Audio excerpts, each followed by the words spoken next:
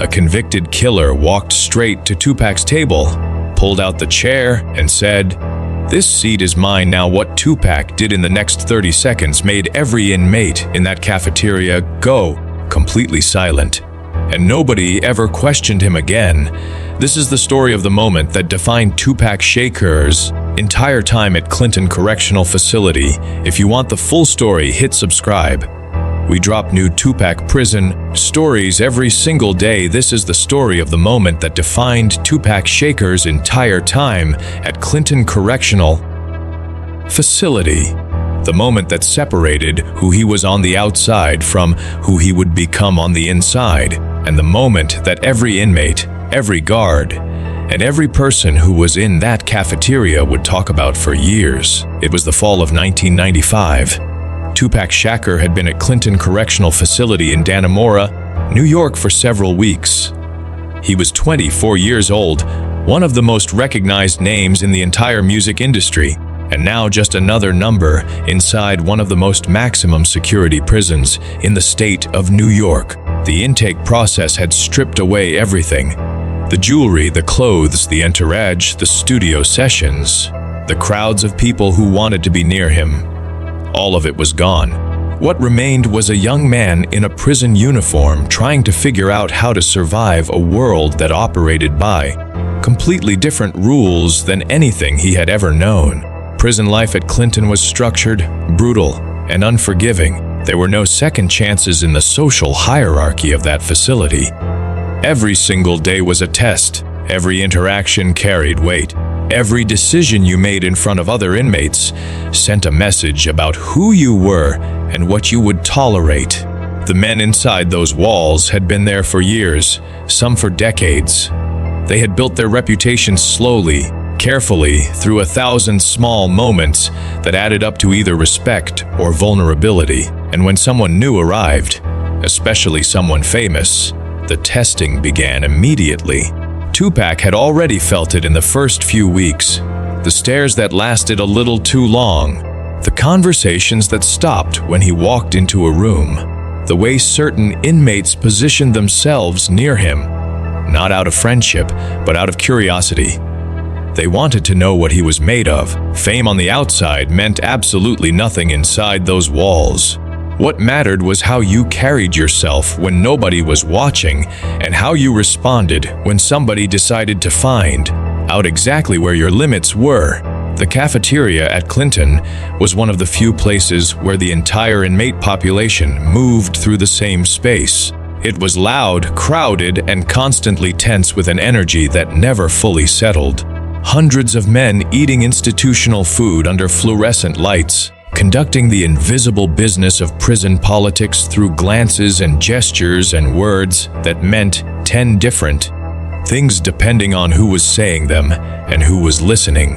The guards watched from elevated positions around the perimeter, present but deliberate in how much they chose to see. Tupac had developed a routine in those first weeks. He moved through the cafeteria carefully, chose a spot away from the main traffic, kept his head down, ate his food, and returned to his cell without engaging in anything unnecessary. He was not naive. He understood that this environment demanded a certain kind of discipline that had nothing to do with music or fame. It demanded patience, awareness, and the ability to read a room before the room decided to read you. On this particular afternoon, Tupac went through the lunch line, collected his tray, and made his way to an open table near the far wall. He sat down, positioned himself with his back to the wall, a habit that had become instinctive since his first day, and began to eat. The cafeteria was moving at its usual rhythm. Noise, movement, 100 quiet conversations happening simultaneously. That was when Marcus walked in.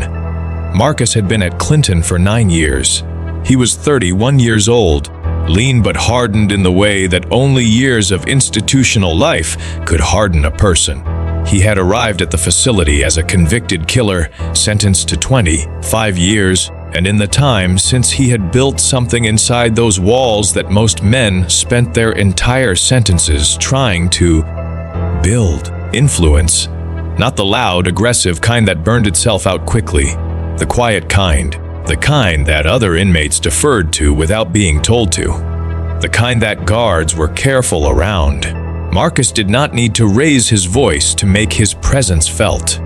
He simply moved through the facility with the certainty of someone who understood that he owned his space in a way that paperwork and uniforms could never challenge. Marcus had been watching Tupac since he arrived, not with hostility, at least not openly, but with the calculating attention of someone who understood that a famous arrival disrupted the established order of things. When someone like Tupac walked into a facility like Clinton, it shifted the attention of the entire inmate population.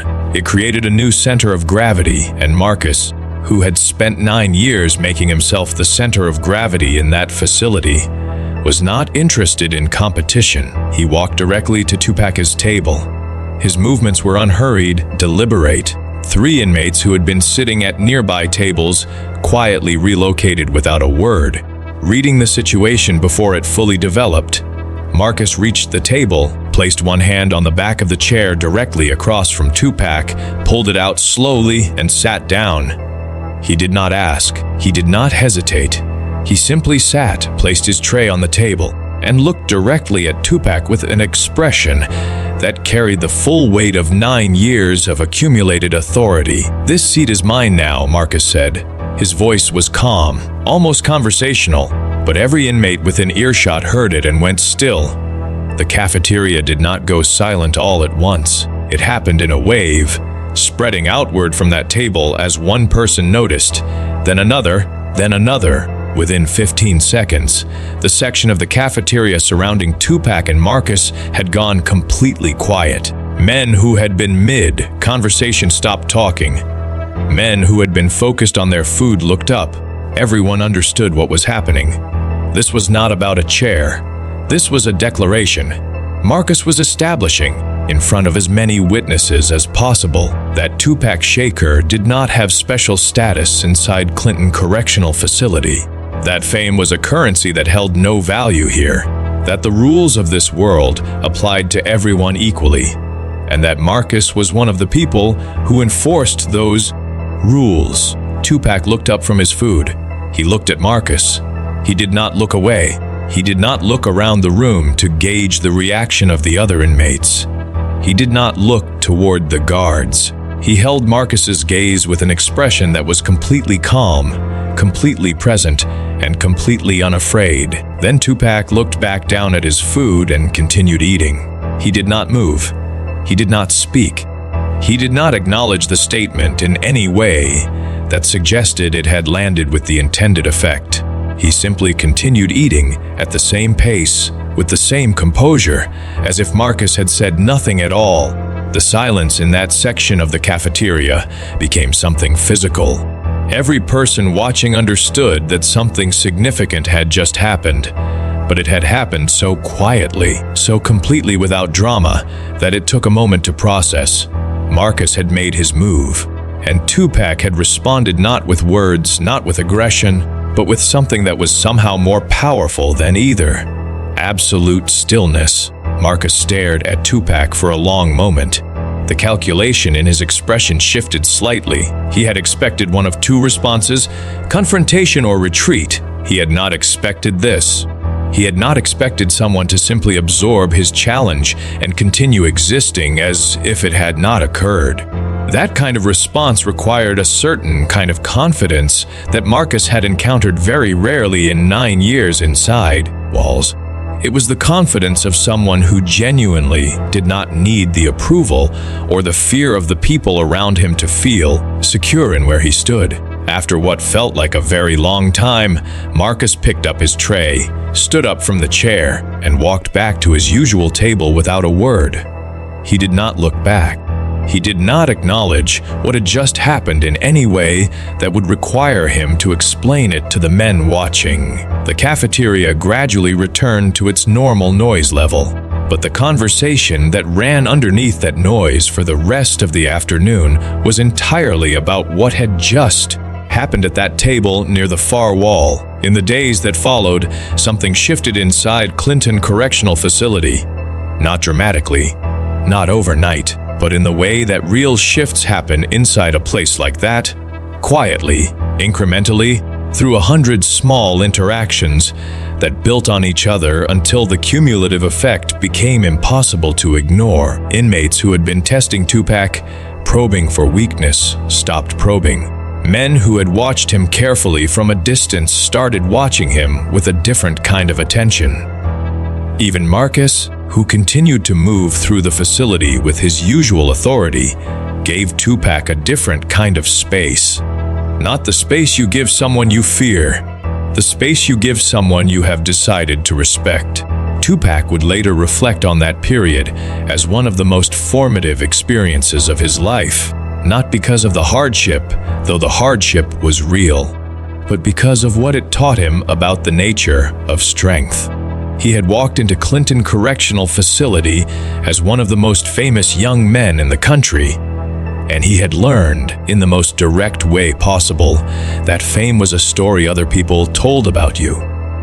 Strength was something different. Strength was what remained when every external marker of who you were had been stripped away. And what remained, in that cafeteria, at that table, in that 30 seconds of complete silence, had been enough.